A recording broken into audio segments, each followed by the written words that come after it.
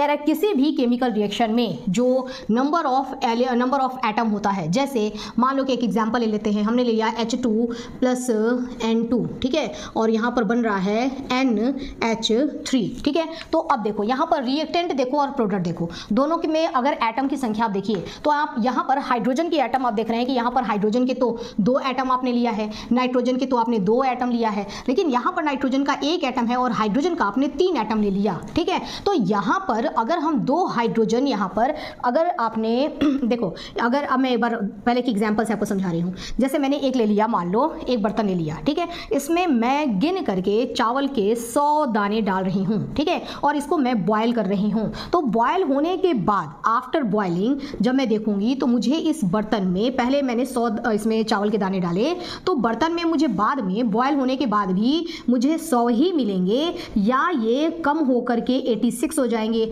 या ये बढ़ करके 104 हो जाएंगे, कुछ ऐसा होगा क्या कि कम हो जाएंगे, ज़्यादा हो जाएंगे, ऐसे मैजिक कैसे हो जाएगा? जब मैंने 100 लिए हैं तो 100 ही रहेंगे ना, इसमें बॉयल होने के बाद भी 100 ही रहेगा। अब यहाँ पर देखिए, यहाँ पर जब मैंने यहाँ पर 2 हाइड्रोजन लिया है तो यहाँ 3 हाइड्रोजन उसमें कैसे आ सकता है? पॉसिबल है क्या? No, it is not possible. जब मैंने यहाँ पर 2 नाइट्रोजन लिया है तो एक नाइट्रोजन गायब कैसे हो जाएगा? वो नाइट्रोजन भी तो दिखना चाहिए, इसलिए रिएक्शन को बैलेंस किया जाता है। तो यही बोल रहा है कि किसी भी रिएक्शन में रिएक्टेंट और प्रोडक्ट दोनों में, इसमें जितना आप रिएक्टेंट लेंगे उतने ही आपको प्रोडक्ट के में, जितना आपने रिएक्टेंट में एटम लिया है प्रोडक्ट में भी उतने ही एटम रहते हैं, ये कंजर्व रहते हैं, मतलब जितने हैं उतने ही रहेंगे, चेंज नहीं होंगे, इसलिए हमको रिएक्शन को बैलेंस करना होता है। तो यहाँ हाइड्रोजन 2 है, यहाँ हाइड्रोजन 3 हमको दिखाई दे रहा है, तो हम क्या करेंगे कि यहाँ पर आगे 3 लगा देंगे, तो ये क्या हो जाएगा 3 2 जा 6। तो यहाँ पर अब हाइड्रोजन क्या हो गया बच्चों? यहाँ हाइड्रोजन हो गया 6 और यहाँ हाइड्रोजन 2 है, अरे सॉरी 3 है, तो हमने यहाँ पर 2 लगा दिया, 3 2 जा